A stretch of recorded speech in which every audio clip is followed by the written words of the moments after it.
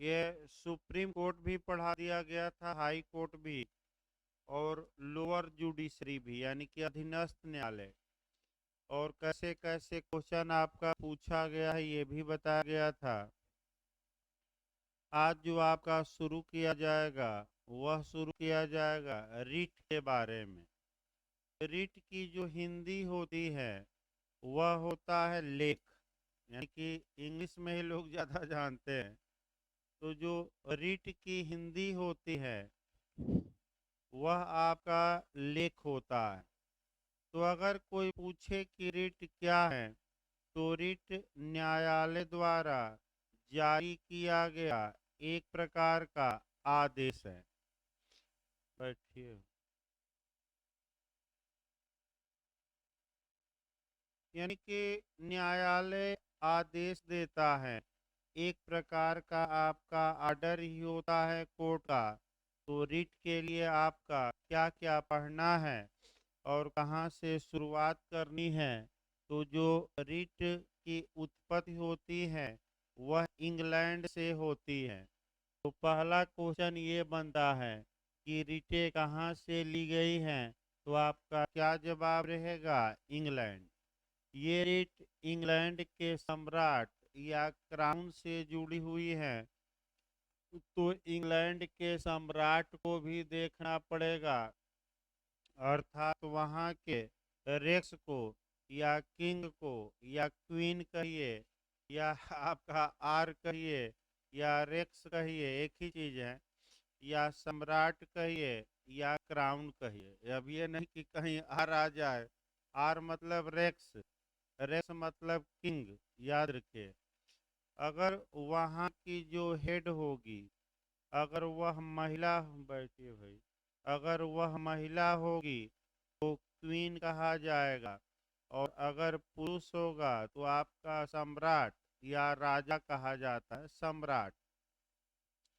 देखिए आपका जो रिट इंग्लैंड से जुड़ा हुआ है, इंग्लैंड के सम्राट से जुड़ा हुआ है। सम्राट के बाद जो आपका इतिहास पढ़ना है वह चांसरी न्यायालय, चांसरी न्यायालय पढ़ना है, चांसरी न्यायालय।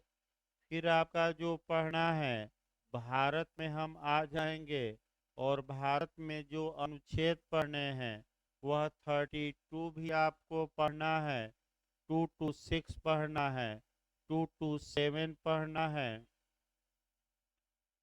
और एक आपका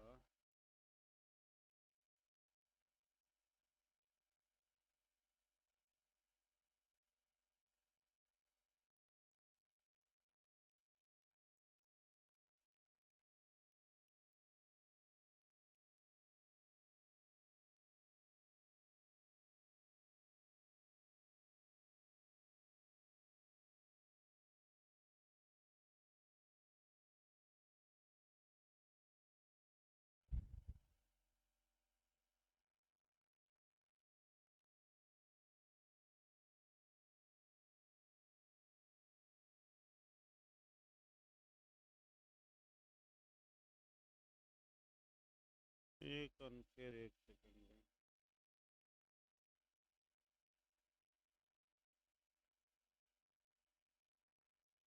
139 पढ़ना भाई, 139। यानी कि आपका जो हमारे कॉन्स्टिट्यूशन में पढ़ना है रीट के बारे में, वह प्रावधान याद रखिए। एक तो 32 अनुच्छेद पढ़ना है, फिर 2 to 6 भी हम पढ़ेंगे। फिर आपका 2 to 7, फिर आपका 139, ये अनुच्छेद पढ़ना है, इतना। इसके बाद आपका जो सीआरपीसी में पढ़ना है आपका, वह 97 पढ़ा जाता है। यानी कि आपका जो सीआरपीसी की धारा है वह आपका 97 दो बार से आपका रिपीट कर रहा है। आपका यूपी, एपीओ और जे में, एमपी में भी पूछा गया, यूपी में भी। क्वेश्चन ये बना था कि सीआरपीसी की कौन सी धारा हैबियस कॉर्पस या बंदी प्रत्यक्षीकरण की रिट के नेचर के समान है। तो वह सीआरपीसी की धारा है 97 और तमाम चीज़ें बताई जाएंगी। रीटें 5 प्रकार की होती है। 5 रीटों को आपका मैंने डिटेल में तो आज नहीं चल पाएगा भाई, डिटेल में तो कम से कम 2 लेक्चर लगता है, 3 लेक्चर। लेकिन एक सामान्य बात है, और वह रीट कब जारी होगी और उस रीट का उपनाम क्या है, ये सब क्वेश्चन आजकल जो पूछे जा रहे हैं वे बताए जाएंगे। तो आइए एकदम इतिहास से हम देखते हैं भाई। आपका शुरुआती दौर से भूमिका बांधी जाए। देखिए आज समाप्त नहीं हो पाएगा रीट। आपका एक सामान्य बातें बताई जाएंगी। 2 या 3 दिन कम से कम लगता है पढ़ाने में 5 रीटों को। रीटों की जो उत्पत्ति हुई वह इंग्लैंड से हुई। तो पहला क्वेश्चन ये बनता है कि रीट का स्रोत क्या है, या रीट कहाँ से एडाप्ट की गई है, कहाँ से भारत में ग्रहण की गई है। तो इंग्लैंड मारिएगा, अमेरिका ना मार दीजिएगा। कहाँ से? इंग्लैंड से। ये रिटें आपका इंग्लैंड के सम्राट से जुड़ी है। तो इंग्लैंड के सम्राट के बारे में पहले जानिए। इंग्लैंड के सम्राट को फाउंटेन ऑफ जस्टिस कहा जाता है, न्याय का फव्वारा या न्याय का स्रोत। यानी कि इंग्लैंड के सम्राट को फाउंटेन ऑफ जस्टिस या न्याय का फव्वारा या न्याय का स्रोत कहा जाता है। इंग्लैंड में जितने भी न्यायालय न्याय प्रदान करते हैं वह राजा के प्राधिकार या क्राउन के प्राधिकार या सम्राट के प्राधिकार से करते, अथॉरिटी से। क्योंकि इंग्लैंड का राजा फाउंटेन ऑफ जस्टिस है, वहीं से न्याय निकलता है। अतः राजा ने ही न्यायालयों को रिटें जारी करने की शक्ति प्रदान की। क्योंकि ये रिटें आपका राजा से स्पेशल रूप से जुड़ी हुई है, सम्राट से, अतः इन्हें प्रोग्रेटिव रिट भी कहा जाता है, विशेषाधिकृत रिट। याद रखिए, रिटों को प्रोग्रेटिव रिट भी कहा जाता है। क्यों प्रोग्रेटिव या विशेषाधिकार रिट कहा जाता है? इसलिए कि ये शुद्ध रूप से किससे जुड़ी हैं? इंग्लैंड के सम्राट। अब इंग्लैंड में आपका किस न्यायालय को सबसे पहले इंग्लैंड के सम्राट ने रिट जारी करने का पावर दिया था? तो वह कोर्ट था चांसरी कोर्ट। पिछली बार आपका बिहार में पूछा भी गया था, इसी बार जे में आया था। आपको शाम में पढ़ाते समय मैं पढ़ाया भी था कि ये जो चांसरी न्यायालय था इसी का उपनाम था इक्विटी कोर्ट, यानी कि साम्य न्यायालय। यानी कि जो चांसरी न्यायालय था, सर्वप्रथम इंग्लैंड के सम्राट ने इस न्यायालय को रिट जारी करने की शक्ति दी थी। किस न्यायालय को? चांसरी। और इसी को पूछा गया था बिहार में कि साम्य न्यायालय को क्या कहा जाता था? तो क्या कहा जाता था? चांसरी न्यायालय। अब जो रीट के इतिहास के बारे में हम बताएंगे। जहाँ तक भारत की बात है, आपका भारत में जो रीट जारी करने की शक्ति दी गई है वह केवल और केवल दो न्यायालयों को प्राप्त है। एक आपका सुप्रीम कोर्ट यानी कि हमारा उच्चतम न्यायालय, और दूसरा हाई कोर्ट यानी कि उच्च न्यायालय। तो ऐसी दशा में जो उच्चतम न्यायालय रिट जारी करता है वह आपका करता है अनुच्छेद 32 के तहत। कौन जारी करता है? Supreme court. और जो हाई कोर्ट करता है वह आपका आर्टिकल 226 और आर्टिकल 227 के तहत। तभी यह अनुच्छेद बताने बाकी हैं भाई, इसको बताया नहीं गया है, इसीलिए छोड़ा गया था कि जब आपका मैंने रिटें बताई जाएंगी तो ये डिटेल में अगले लेक्चर में चल पाएगा। क्योंकि आर्टिकल 32 भी एक एक शब्दों पर ध्यान देना पड़ेगा 226 में भी और 227 में भी। लेकिन पहले ये देख लिया जाए, आर्टिकल 139 को निकाल लिया जाए। पहले 139 ये कहती है कि संसद चाहे तो कानून बनाकर, तो विधि बनाकर उच्चतम न्यायालय की रिट अधिकारिता में वृद्धि कर सकती है, यानी कि परिवर्धन कर सकती है, अर्थात कुछ बढ़ोतरी कर सकती है।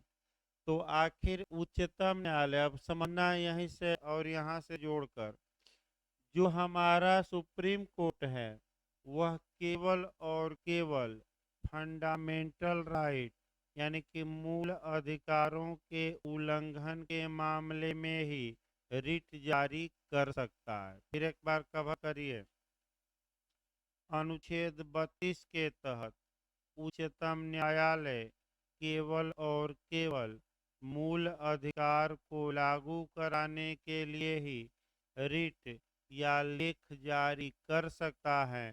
तो आपका 139 तुरंत कवर करना है कि अगर संसद चाहे तो सुप्रीम कोर्ट को कानून बनाकर ये शक्ति प्रदान कर सकती है कि उच्चतम न्यायालय मूल अधिकारों के अलावा अन्य मामलों में भी रिट जारी कर सकता है।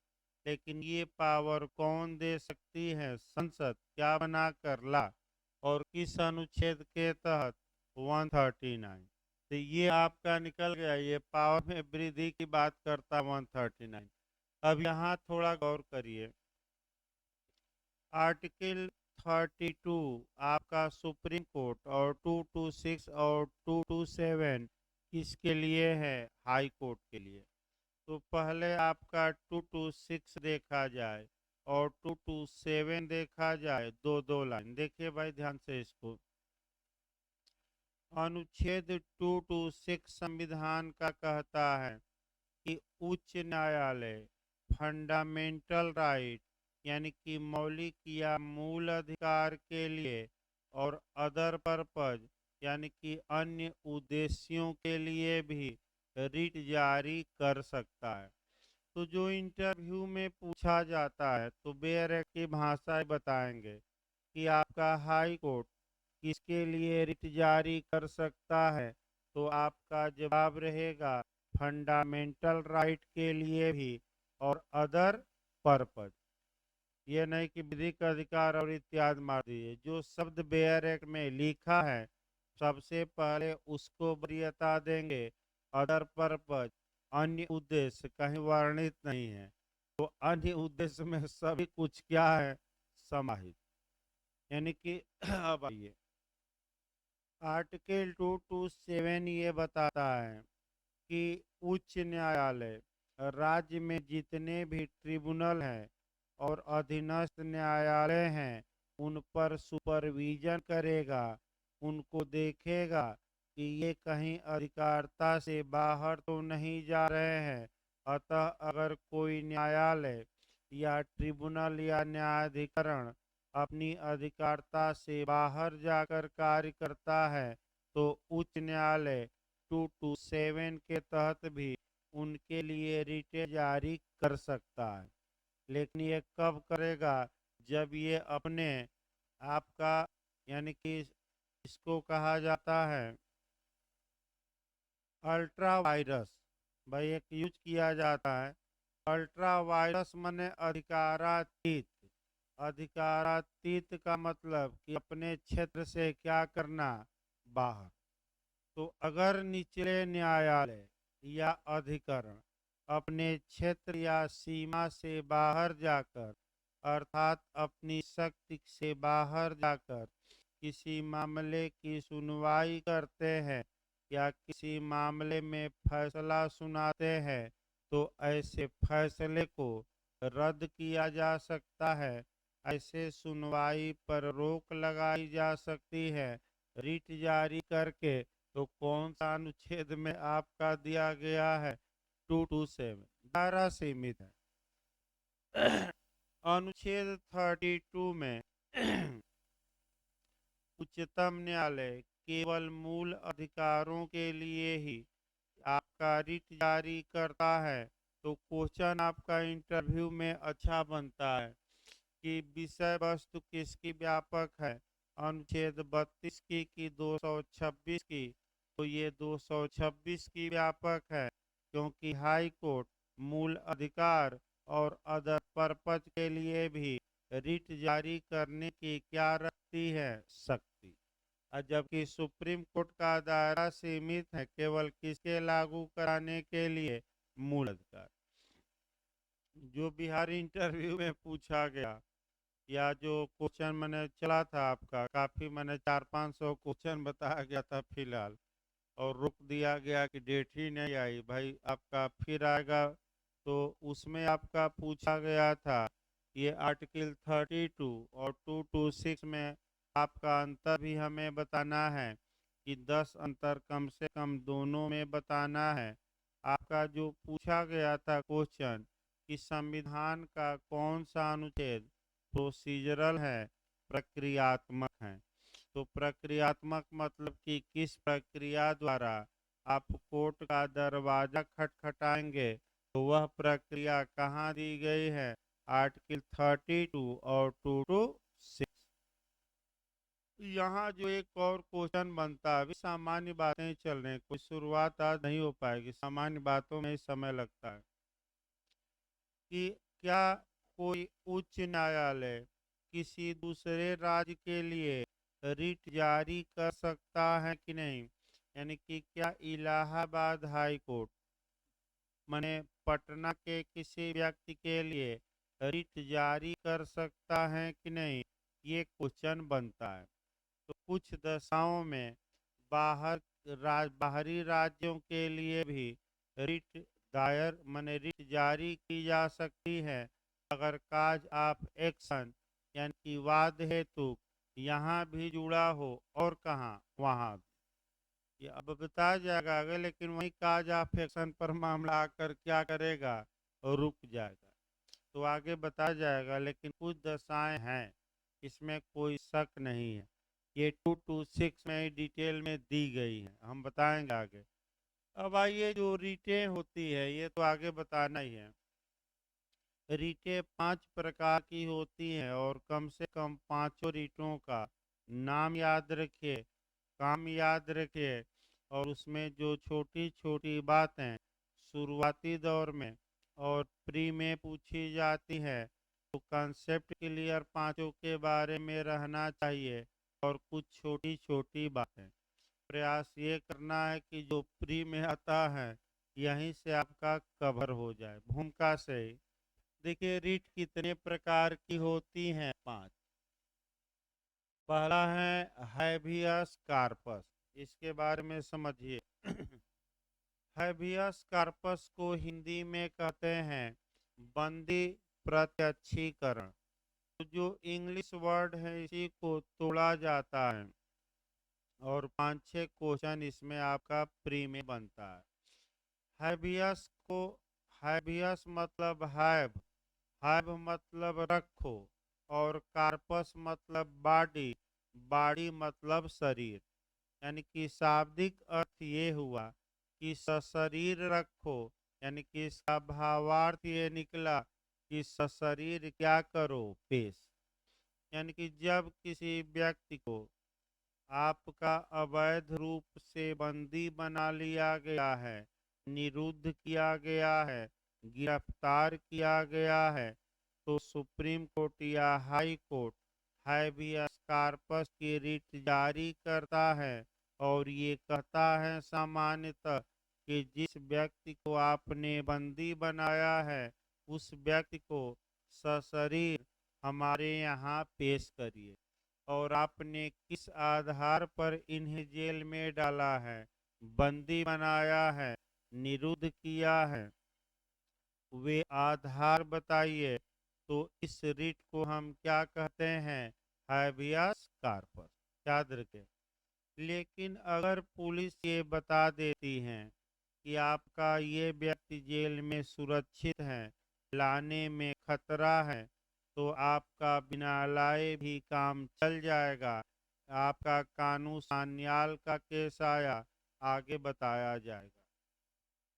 हैबियस कार्पस की जो रिट होती हैं, दूसरा पॉइंट ये है कि रूल निसी, ये बिहार में इसके पहले वाले जे में आया था कि रूल निसी का सिद्धांत किस रिट में लागू होता है, गलत ना हो।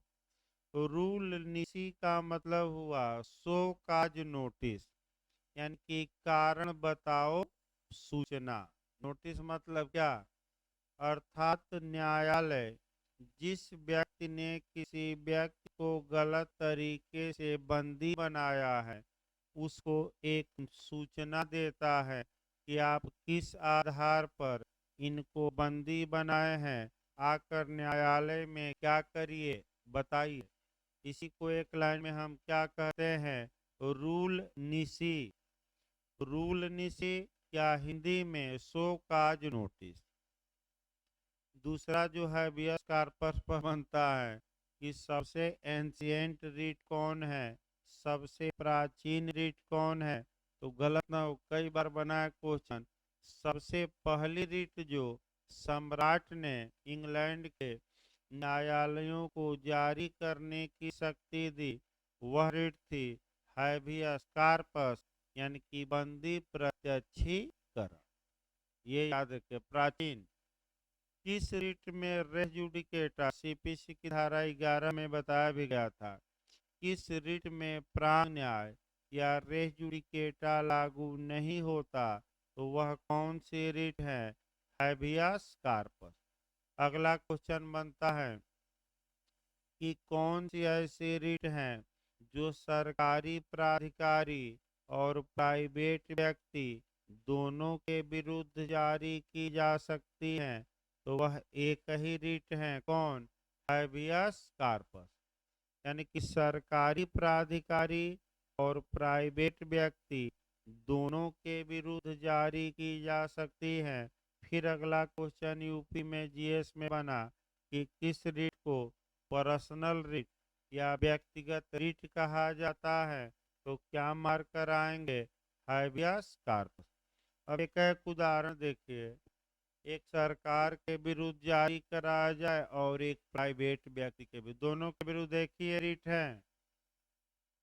मान लीजिए कि ए एक व्यक्ति है और इसको पुलिस ने अवैध रूप से गिरफ्तार कर लिया और 24 घंटे से अधिक अपनी कस्टडी में बिना मजिस्ट्रेट के आदेश के पुलिस ने रखा है। तो इसकी जो बंदीकरण एका है वह अवैध हो गया। तो ए सुप्रीम कोर्ट या हाई कोर्ट का दरवाजा खटखटा सकता है और कह सकता है कि पुलिस ने हमें अवैध तरीके से बंदी बनाया है, अतः मुझे छोड़ने का क्या दिया जाए, आदेश। कौन सी रीट जारी की जाए, हैबियस कार्पस। तो किसने ये बंदी बनाया था, पुलिस ने। तो किसके विरुद्ध जारी हो गई, सरकारी प्राधिकारी। अब आइए प्राइवेट व्यक्ति के नाम देखा जाए।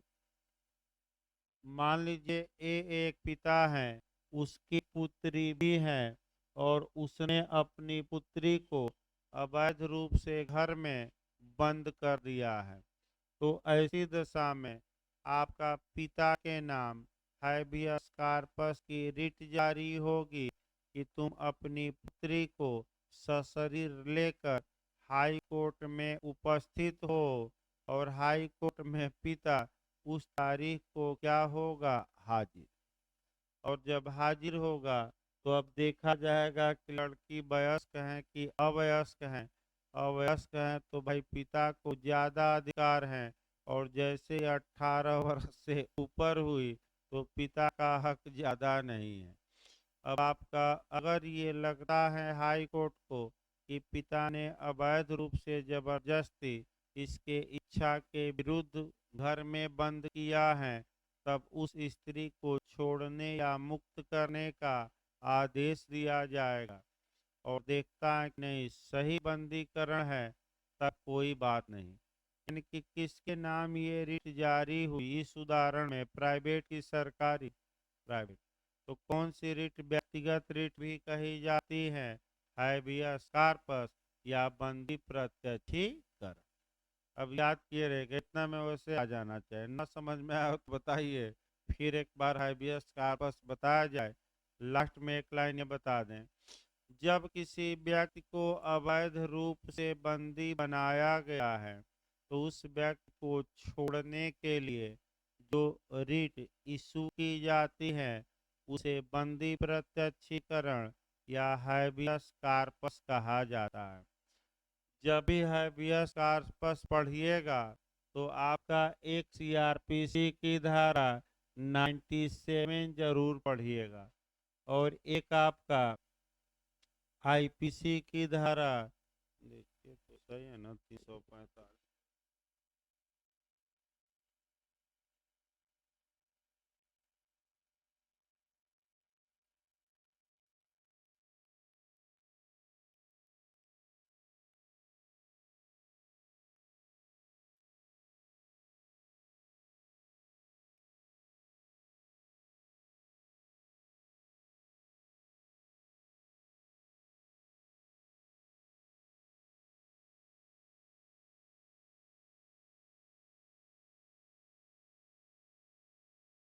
देख रहे हैं, रुकिए।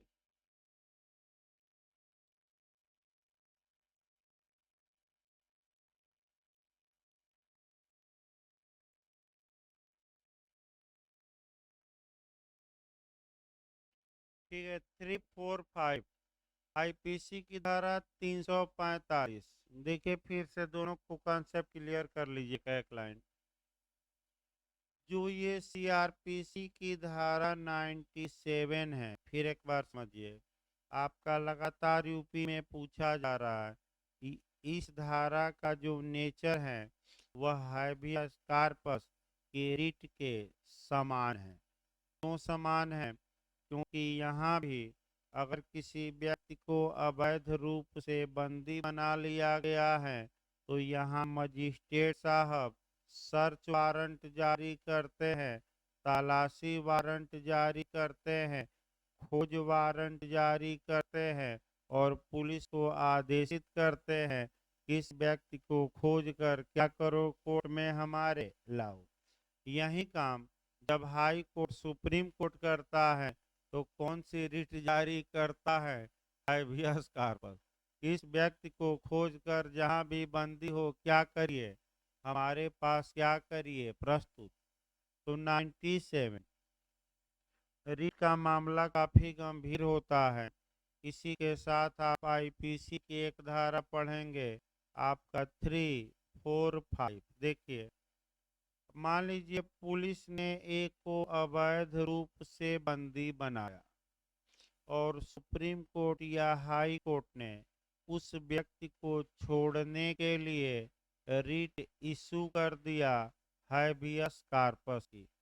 पुलिस ये जान रही है कि हैबियस कार्पस की रिट इस व्यक्ति को छोड़ने के लिए जारी हो चुका है, फिर भी पुलिस छोड़ नहीं रही है, उसको क्या की है, बंदी बनाई है।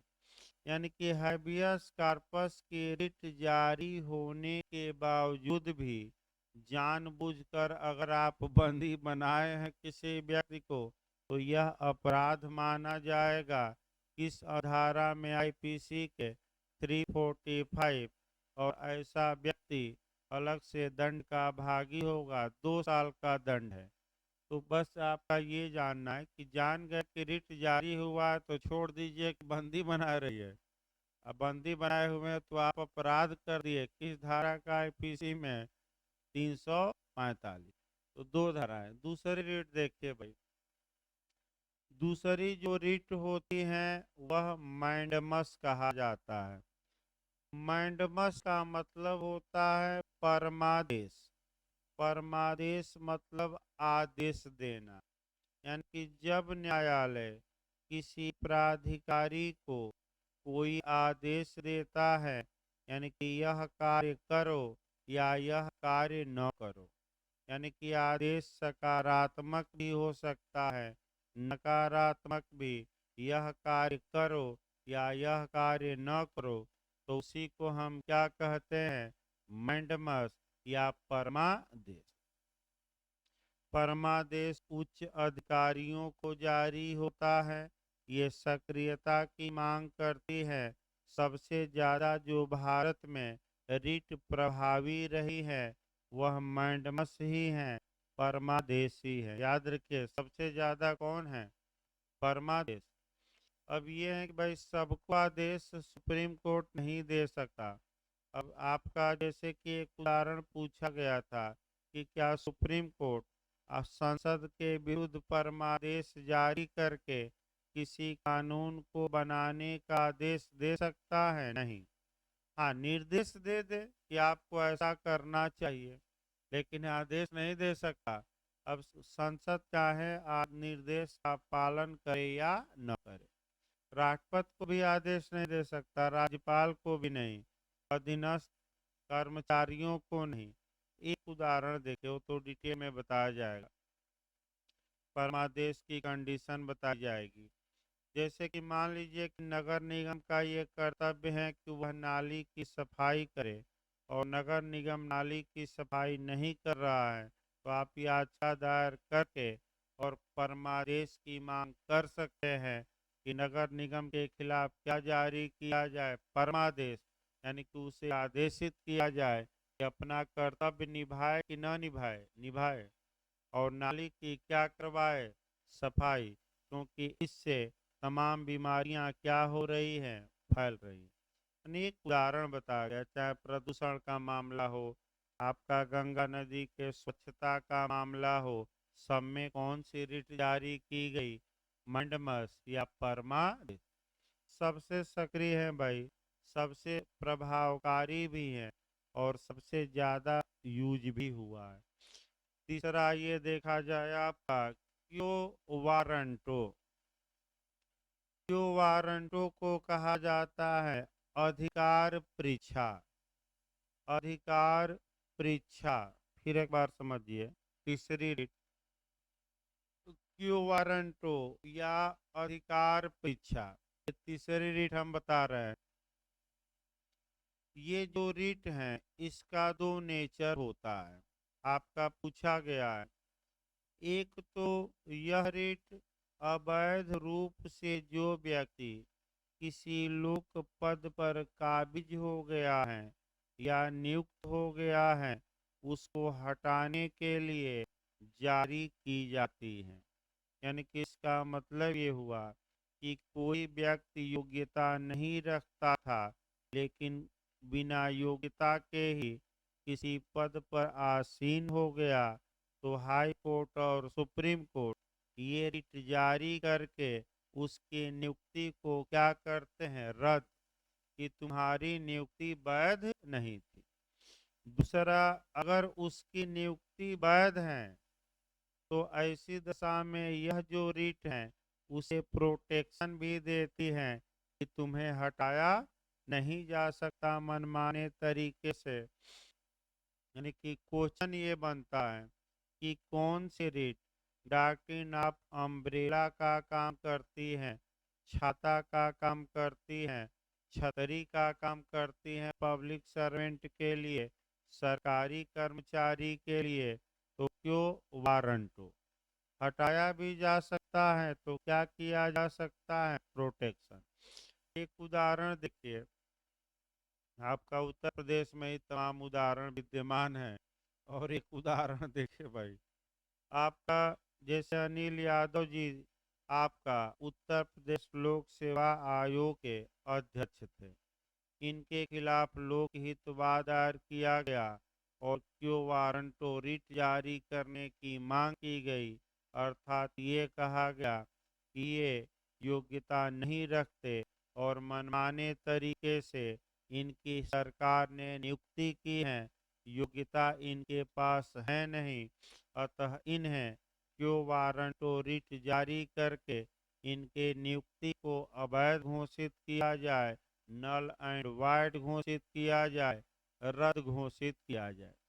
हाई कोर्ट ने दोनों पक्षकारों को सुना और दोनों पक्षकारों को सुनने के बाद क्यों वारंटो रिट जारी की और इनकी नियुक्ति को क्या कर दिया? अवैध। तो किस रिट के जारी होने से अवैध हो जाएगी इनकी नियुक्ति? क्यों वारंटो यानी कि अधिकार परीक्षा। अधिकार परीक्षा मतलब कि कोई सरकारी कर्मचारी है, आसान भाषा में समझिए, उसे कोर्ट पूछती है कि आप किस हैसियत से इस पद पर आसीन हैं, आपकी नियुक्ति का आधार क्या है। अगर आधार गलत निकला तब वह नियुक्ति रद्द, और सही निकला तो नियुक्ति क्या होगी, वैध। तो दो इसके दो धारी तलवार है, यानी कि दोहरा नेचर है रिट का। एक तो अवैध नियुक्ति को क्या करती है, रद्द, लेकिन वैध नियुक्ति को क्या करती है, सपोर्ट। तो दोहरा नेचर है इस रिट का। और एक उदाहरण शुरुआती दौर में पर्याप्त है, तमाम उत्तर प्रदेश में और तमाम राज्यों में उदाहरण है, उतना हमें जानना नहीं अभी फिलहाल। चौथी जो रीट आपका, जो दो रीटें हैं, यह न्यायिक रीट कहलाती है। आपका जुडिशियल रीट कहलाती है, एक प्रोविशन, और दूसरा ससुरारी, यानी कि आपका एक प्रतिषेध, और दूसरा उत्प्रेषण। अब हल्का सा इसमें देखिए आपका बिहार में कैसे क्वेश्चन बना था। पहले प्रोविशन या प्रतिषेध देखा जाए, चौथी रीट। जब कोई अधीनस्थ न्यायालय या न्यायाधिकरण, भाई अधिकारी नहीं, फिर याद रखें, जब कोई निचला न्यायालय या निचला ट्रिब्यूनल अपनी अधिकारिता की सीमा से बाहर जाकर किसी मामले में सुनवाई कर रहा होता है, तो उसके सुनवाई करने पर क्या लगा दी जाती है, रोक। तो बताइए, फैसला आ गया है कि अभी मामला पेंडिंग है, मामला पेंडिंग है, फैसला नहीं आया। फिर याद रखिए, फैसला आने से पहले न्यायालय की कार्यवाही पर रोक लगा दी जाती है कि आप अपने अधिकारता से बाहर जाकर सुनवाई कर रहे हैं। तो इस रीट को कौन सी रीट कहा जाएगा, प्रतिषेध। इसका यह जो जारी होगी, वाद की लंबितावस्था में जारी होती है, लिस्पेंडेंस में, यानी कि जब विचाराधीन वाद में, यानी कि जब मुकदमा क्या हो, फैसला आ चुका हो कि अभी न आया हो, न आया हो।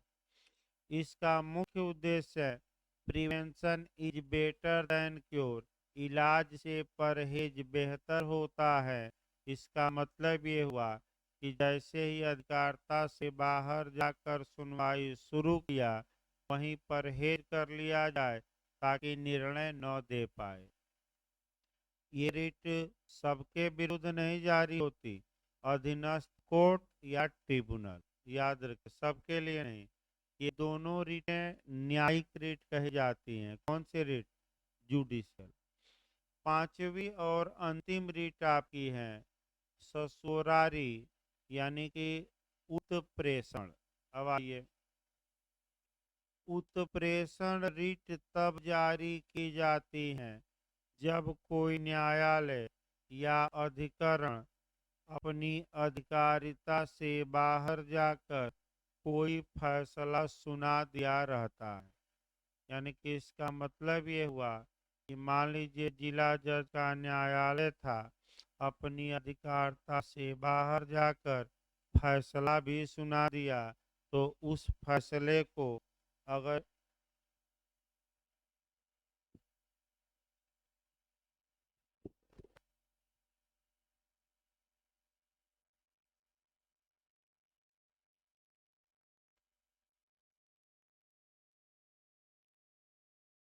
देखिए, अगर जिला जज का न्यायालय था और मान लीजिए अपनी अधिकारिता से बाहर जाकर, फिर एक बार देखिए, अगर वह अभी सुनवाई कर रहा है तो प्रतिषेध की रीत, और अगर सुनवाई करके क्या सुना दिया, फैसला, तो प्रतिषेध न करवाइएगा, बल्कि को क्या करवाइएगा, आपका उत्प्रेषण।